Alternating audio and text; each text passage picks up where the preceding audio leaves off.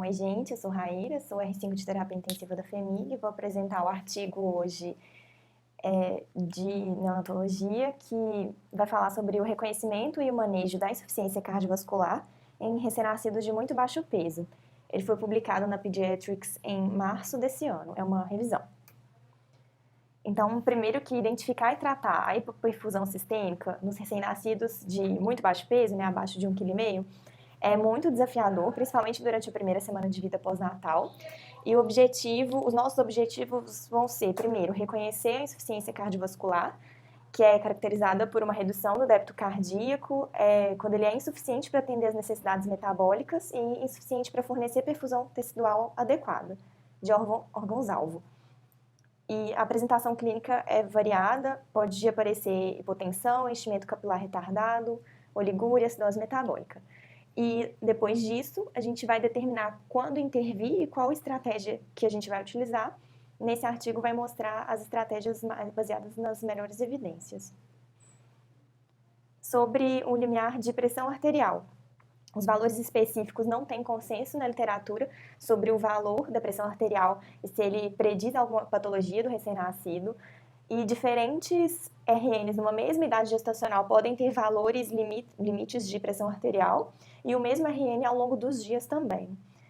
A gente tem uma literatura conflitante com relação a valores de pressão arterial e desfechos, e a maioria dos valores que são utilizados, eles são arbitrários e eles não são suportados por evidências de alto nível. A gente também tem que considerar que tem uma dificuldade muito grande de obter esses valores de PA, e nem sempre eles vão ter uma relação com insuficiência cardiovascular. O problema é que quando a gente tem hipoperfusão tecidual, a gente pode ter consequências muito deletérias para o recém-nascido, como reduzir o fornecimento de oxigênio para as células, levando ao metabolismo anaeróbio, acidose lática e até morte celular. No manejo da hipotensão no recém-nascido, a gente precisa saber qual que é o diagnóstico, saber as consequências fisiológicas de quando tem a conversão da circulação fetal para neonatal, a importância do shunt através do foramioval e do canal arterial, e alguns valores como pH, dióxido de carbono, tensões de oxigênio e déficit de base. E tudo isso vai influenciar na hipoperfusão, no nosso entendimento, do hemodinâmico. E a perfusão sistêmica depende de vários fatores, principalmente do débito cardíaco, resistência vascular sistêmica e da pressão arterial média. Esse artigo, então, ele é dividido em 3 partes. A primeira vai falar sobre fisiologia da transição da circulação fetal para o recém-nascido, muito baixo peso. Depois a gente vai falar sobre métodos de avaliação da PA e de perfusão de órgãos. E, por último, descrever as práticas atuais no tratamento da hipoperfusão. Então, primeiro, a transição da vida fetal para a vida neonatal, ela é determinada principalmente porque o recém-nascido ele tem um sistema cardiovascular e pulmonar muito imaturo, então a gente pode ter uma transição anormal. Ele tem uma dificuldade de adaptação nessa transição, e isso pode levar a um comprometimento da perfusão por vários fatores: hipovolemia, por conta de imaturidade do miocárdio, por uma persistência de canal arterial, uma insuficiência adrenal, uma imaturidade de resposta do sistema autonômico. Pensando em hipovolemia, ela pode ser causada por uma perda de sangue fetal intraparto ou por uma diminuição na transfusão placentária secundária à apneia do nascimento. Quando a gente tem hipovolemia, a gente tem uma redução da pré-carga, uma diminuição do débito cardíaco e isso leva à hipoperfusão. E tem um estudo que compara o clampeamento cardio de clampeamento imediato do cordão umbilical que mostrou melhor hemodinâmica, hematócrito mais elevado, menor necessidade de transfusão e menor taxa de mortalidade nos recém-nascidos que tiveram clampeamento tardio do cordão.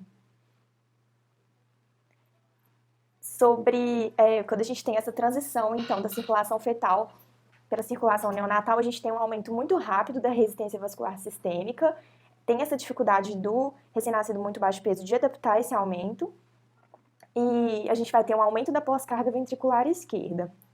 Além disso, eles têm o miocárdio muito imaturo, então que tem uma baixa reserva de energia, e o sistema nervoso autônomo, ele é menos responsivo a estímulos, ele tem uma menor capacidade de estender, o que leva a uma redução da pré-carga. E isso tudo leva, então, a uma redução do débito cardíaco, então uma maior chance dele ter um débito cardíaco mais baixo, que leva a hipotensão e hipoperfusão tecidual.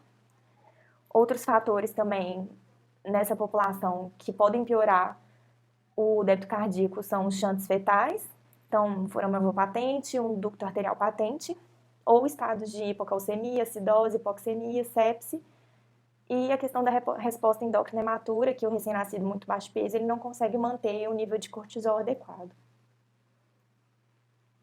Então, quando a gente trata a hipotensão, o nosso objetivo é manter o fluxo sanguíneo adequado, garantir a perfusão e o fornecimento de oxigênio a todos os órgãos e tecidos. E alguns estudos, assim, são conflitantes, mas alguns estudos já mostram que nas primeiras 24 horas de vida, quando a gente tem uma hipotensão associada com manifestações clínicas, a gente tem desfechos ruins, desfechos piores de hemorragia intraventricular, de leucomalácia, de displasia, de lesão intestinal e até de morte. Só que quando a gente avalia a hipoperfusão, a gente tem a relação da pressão arterial, do fluxo sanguíneo sistêmico, da resistência vascular periférica sistêmica e da regulação do fluxo sanguíneo. A relação entre eles é multifatorial. E a gente faz uma avaliação hemodinâmica, mas nem sempre a gente consegue fazer essa avaliação através de métodos não invasivos. Mas quando a gente vai avaliar, então, a hemodinâmica do recém-nascido, a gente teria que avaliar fluxo sanguíneo na veia cava, no leito pulmonar, resistência nas circulações periférica e pulmonar, fluxo sanguíneo no canal arterial, saída do ventrículo direito, oxigenação tecidual e hipoercapnia. Então, para fazer a avaliação hemodinâmica, eu vou falar um pouco de alguns sinais de exame físico e sinais clínicos. A frequência cardíaca, a gente tem uma faixa normal entre 120 e 160 batimentos por minuto. E como o débito cardíaco vai ser o produto do volume sistólico com a frequência cardíaca, muitas vezes a gente já infere que um aumento na frequência cardíaca é uma resposta a um débito cardíaco reduzido. Mas tem outros fatores que podem levar ao aumento da frequência cardíaca, como dor, temperatura, e a gente precisa considerar eles primeiro. Mas quando a gente tem uma taquicardia sustentada que não é explicada por esses outros fatores, aí sim a gente vai pensar, questionar, levantar a hipótese de uma hipovolemia, uma redução do débito cardíaco. A saturação de oxigênio a gente consegue medir pela oximetria de pulso facilmente, só que a queda da saturação já é um sinal tardio de hipoperfusão. Eles relatam também a utilização do índice de perfusão, que seria uma diferença percentual da razão do sinal infravermelho entre o fluxo sanguíneo arterial e absorvetores não pulsáteis, que seria tecido, ossos e órgãos. E esse número, esse índice, quando a gente consegue calcular, ele pode ter relação com a perfusão periférica. Com o fluxo sanguíneo, com o débito cardíaco e com o volume sistólico. O tempo de enchimento capilar é uma estratégia que é muito utilizada. No exame clínico, a gente utiliza principalmente no tórax, e valores superiores a 4 segundos, eles podem ser um sinal de má perfusão. O débito urinário. Nas primeiras 24 horas, ele é muito variável, principalmente porque ele depende muito da quantidade de líquido que o recém-nascido recebe.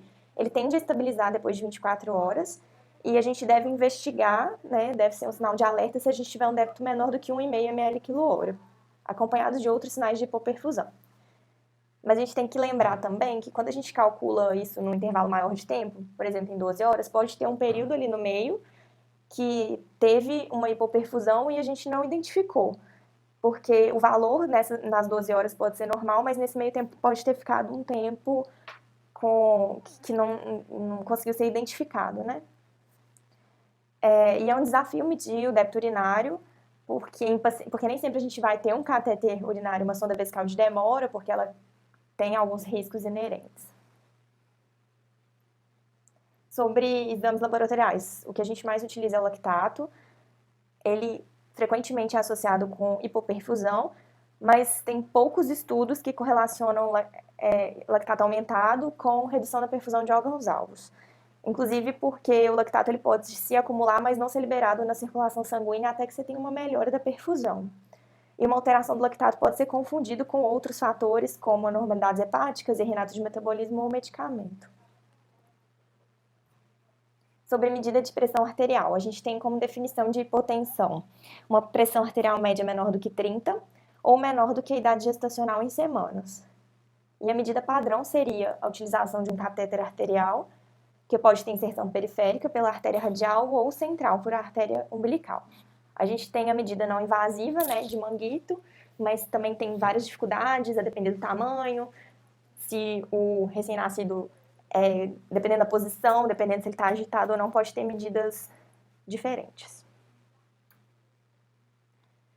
Outros métodos mais recentes para a gente poder avaliar hemodinâmico. O ecofuncional, ou chamado de ecocardiografia neonatal direcionada.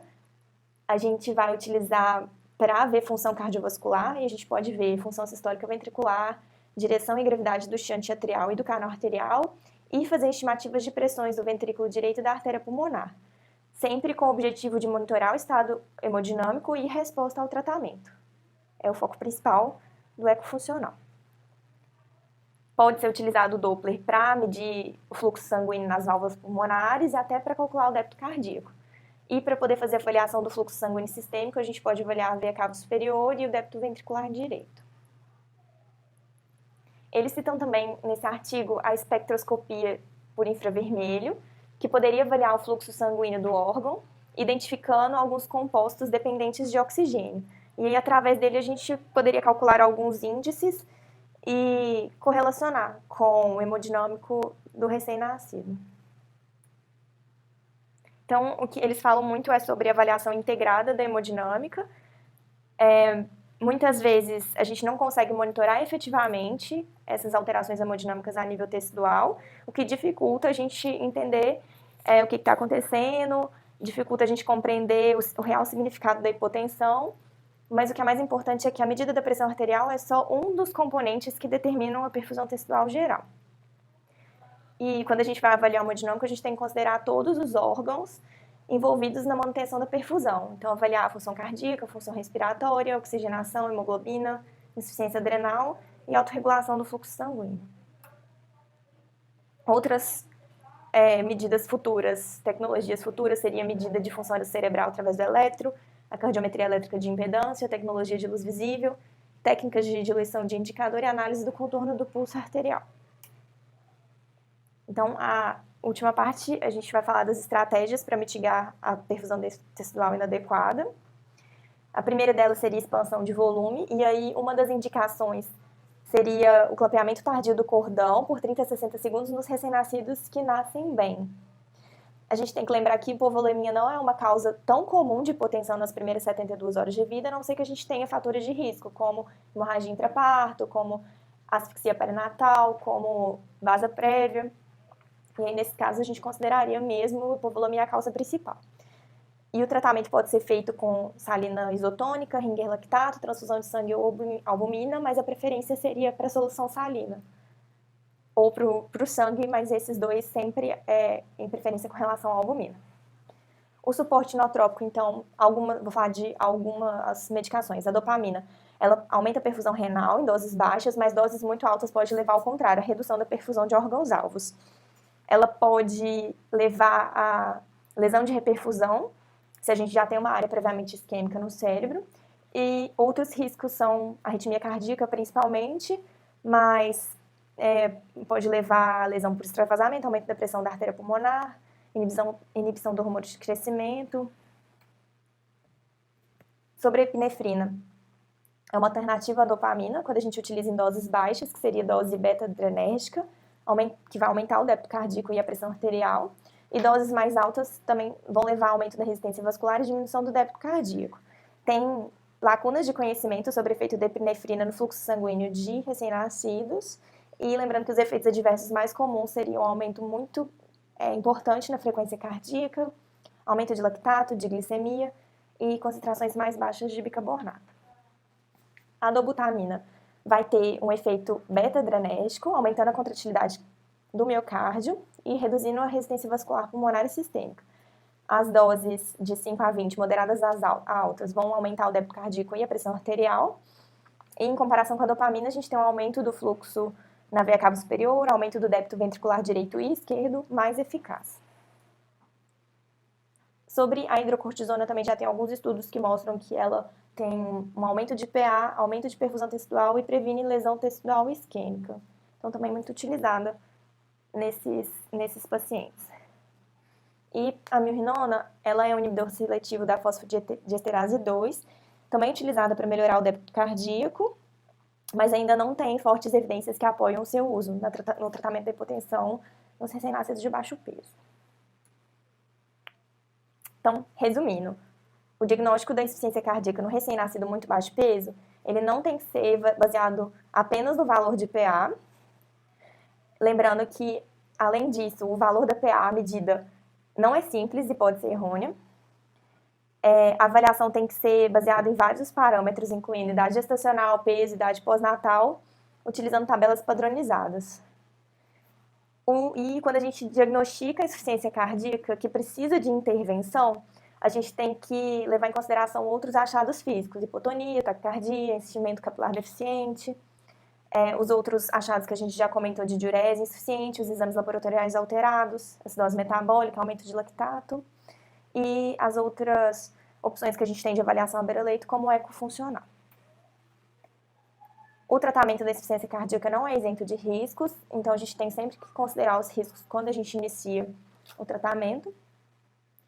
E a questão do clampeamento tardio do cordão, reduzir coleta de sangue e manejar uma ventilação adequada, são outras tentativas de evitar a alteração hemodinâmica, hipovolemia, anemia e diminuição do débito cardíaco. Também são muito importantes quando a gente pensa em reduzir o estado de hipoperfusão no recém-nascido baixo peso. É isso.